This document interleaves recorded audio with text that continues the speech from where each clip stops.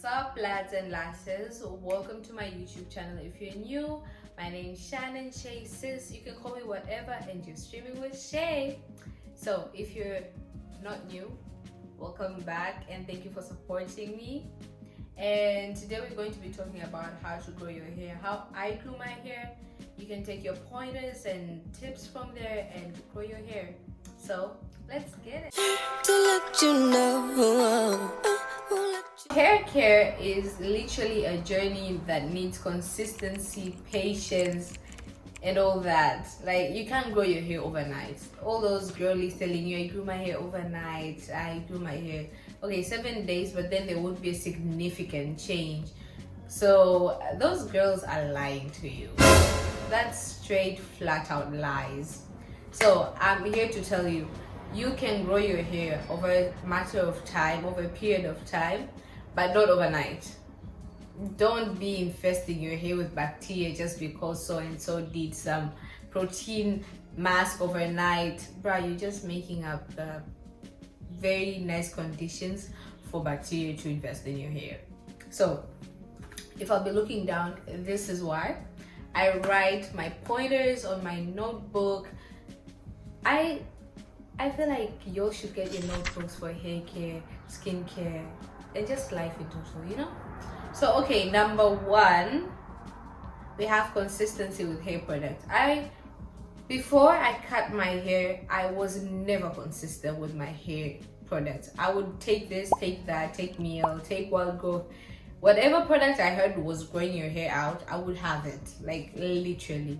But then after my big chop, I started making my own hair oil that I use up till to date, and I can say that it helped me a lot. I sell it, but right now it's out of stock, so we'll talk about that more. So be consistent with your hair products. Don't just grab every hair product that you hear grows your hair out. That isn't the way. That doesn't work that way. It doesn't. Take one, stick to it. That's how we know you're loyal when it comes to hair products. We know you're loyal right there.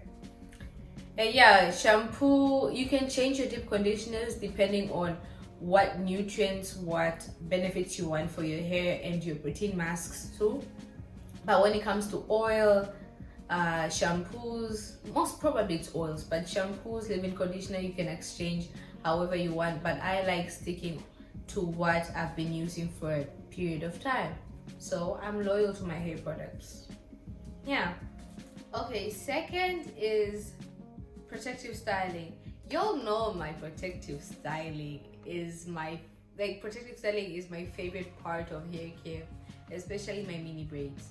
I've done mini twists before, but I like incorporating that with yarn, like just little strands of yarn, because I don't like how it tangles my hair if I do it alone. It keeps locking my hair. That's why I prefer mini braids to mini twists. So as you all know, I have been doing mini braids for over a year now, like consecutively 9 months, but I think it's been a year. I've started growing out my hair in mini braids and finished up with mini braids up until now, but we're changing to cornrows. So you'll see my cornrows, but yeah, like just 4 cornrows. I'm not trying to do too many, well, unless I'm going to be having a wig on. That's it. So protective styling, you can use any type of protective styling you want. You can use mini braids, mini twists, cornrows. I don't feel like putting your hair in a bun works, but it works for some other people. For me, it doesn't help any bit, because I have single-threaded knots, I have too much breakage, and I don't want to deal with that because I'm trying to retain my length and grow out my hair. So protective styling is what you need for hair length retention, and you can do also crochets. Crochets are also nice, but like the lines that the salonist will be plating on your head, let them not use yarn with it, just your hair and the crochet here, and that's it. If they use yarn, it will break off your hair when you stay with it for like a month. And protective styles for mini braids, mini twists, they can last from 2 weeks to a month. That's it. Staying with your hair for as long as 3 months, for me it's like flat out, I don't know, untidiness. Really, I don't know how to put this. So my mini braids went from 2 in 9 months, a span of 9 months, and honestly I like it that way. I like my mini braids. I like how they've grown my hair, and I've posted a short on that before this video, and I hope you'll have seen it. And yeah, you can also do knotless braids. You can do locks, like 4 locks, soft locks, bohemian locks, whatever locks are there, butterfly locks. But then don't do the long ones, because you'll be stressing your hairline, you'll be stressing your hair roots, and that's not good. The third point is washing and deep conditioning. Washing and deep conditioning helps my hair so much. I don't know how to say it, but it does. I feel like when I started deep conditioning as much as bi-weekly or after 2 weeks, my hair became stronger, more elastic and thicker. And also I noticed the increase in volume. Apart from oiling my scalp, that is one thing I noticed. So deep conditioning, some other girlies, some other natural hair influencers be like, deep condition every week, it helps you, and protein treatment once a week. Honestly, I'm a lazy bum sometimes when it comes to my natural hair, and I don't do all what the internet tells me to do. I just listen to my hair and work with it. So listen to your hair. As usual, I always say do what works for you. And with that said, you can deep condition bi-weekly or after every 2 weeks or every wash day. So if you have a wash day every week, that's good. Deep condition every week. After 2 weeks, after 2 weeks. Each month, that's good. But I recommend not less than 2 times a month. 2 times a month. Don't skip your deep conditioning, because as much as it's good for natural hair, it's also good for the relaxed community. So yeah, wash your hair whenever it feels dirty, like whenever you have scalp buildup. Scalp buildup is because of the product you use, sebum, it's all that. So make sure you wash your hair, clear that scalp, use a clarifying shampoo. Yes, they say clarifying shampoos strip off the moisture from your hair, but we're trying to clean our scalp, so we need the thing that can do that job really well, if you know what I mean. Clarify your hair once, twice a month. It's not so bad. Once a month if you're too lazy. But me, I wash my hair bi-weekly sometimes after 2 weeks. That's my normal routine. But bi-weekly, when I feel like I have my protective hairstyle on and now it's feeling suffocated, I go wash my hair, I deep condition, I leave in, and I moisturize, and that's it. I talked about my hair wash regimen in my shorts, so go check it out. I'll put the link in my bio, in my description box. So the fourth point is protein treatment. Protein treatments are done once a month, only once a month, because you don't want to overload your hair with protein, because that will give you stunted growth and you wonder why your hair isn't growing. It's because of the multiple protein treatments you're doing. So protein treatment is once a month. I used to do a whole egg with oil, olive or my hair oil. My hair oil consists of brahmi, fenugreek, amla powder, and peppermint and tea tree. Peppermint and tea tree essential oils are in almost every product of mine, every hair product. I feel like they're my holy grail, and I also like the mintiness of peppermint. And tea tree is kind of soothing, so tea tree sometimes irritates other people's skin. So do a patch test before you use it on your scalp. And you don't use tea tree as tea tree, you dilute it with some oil, a Korea oil, or you put it in drops in your products, be it your shampoo, your leave-in conditioner, your deep conditioner, your protein treatment, if you get what I mean. So yeah, protein treatment. At some point when I was doing the whole egg protein treatment every month for 3 consecutive months, my hair became softer. Reason, I do not know. The science behind, I'm trying to find out. But yeah, and I got this from a friend of mine in high school, and they were like, if you want to get your hair softer, you can use a whole egg. The maximum time you can stay with this protein treatment on your head is 30 minutes, but I went as far as a whole day with it on my head. We don't want to go into the details, but yes. And I did notice that, but then I feel like I overloaded my hair with protein for those 3 consecutive months of doing the whole egg treatment, you know. So I still advise that you do it for 30 minutes max. That's what every protein treatment does. Yeah. So fifth point, satin bonnets and pillowcases. I am not going to lie, I say I'm a lazy natural. Like, I only do protective hairstyles, and sometimes I have this hand to hair syndrome where I want to do my hair every now and then that I'm free. But these days I am cheating that. Actually, I am getting better at that, like staying away from my hair, because if you do that, you'll be breaking off your hair. Every time you're busy trying to manipulate it, you'll be breaking off your hair. You don't want to do that.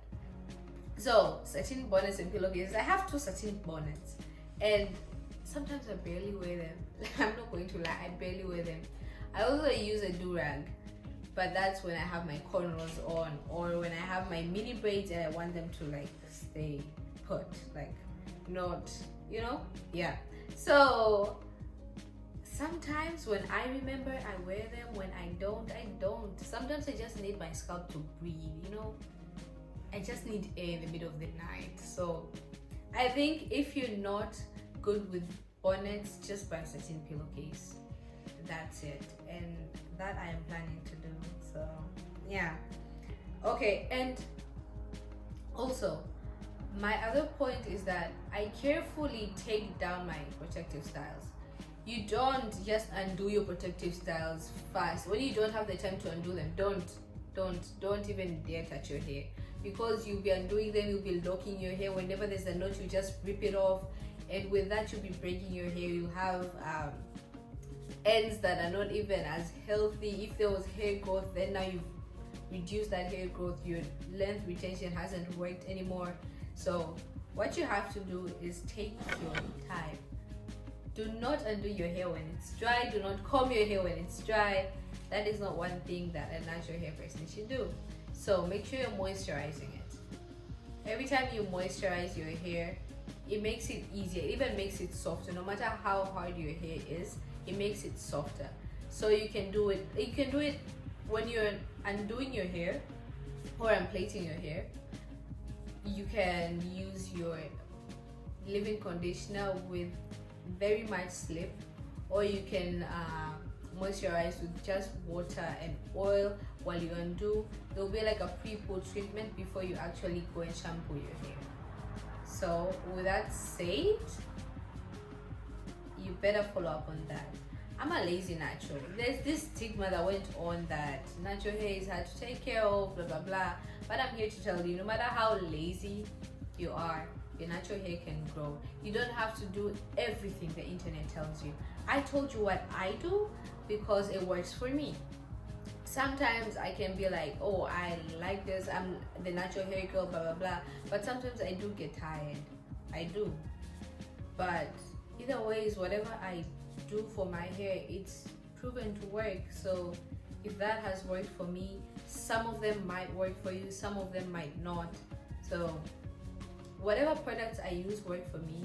I don't go with whatever products the internet tells me to go with. Like when Miel was trending, I would have bought Miel. When Wild Growth was trending, I would have bought Wild Growth.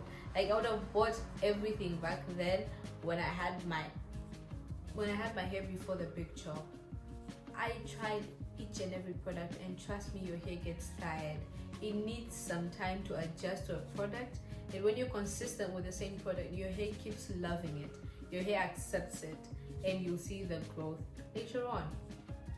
My last point is oiling your scalp, hydration, and nutrition. Also exercising, but I don't exercise. All I do is walk. I just walk for a long time, and that's my form of exercising. I don't go to the gym. I don't have a workout mat and do my workout routine. I don't have that. I just walk. It's good for my mental health too. So yeah. With hydration, I didn't like hydrating, especially during winter.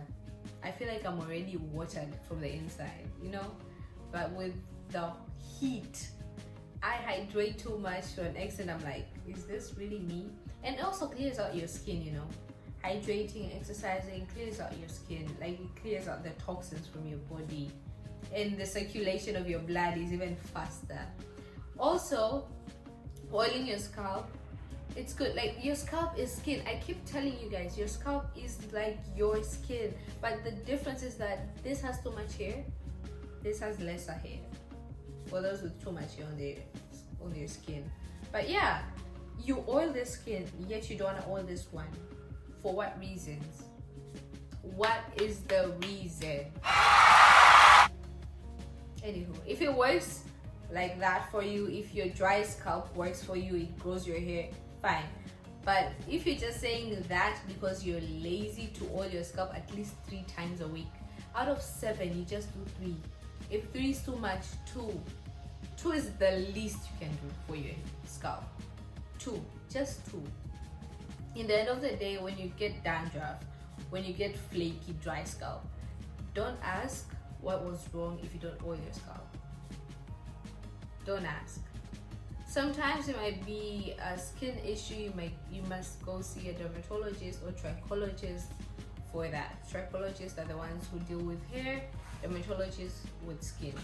You can go for that because sometimes if you have a never-ending dandruff, no matter the treatment, it can be psoriasis, you know.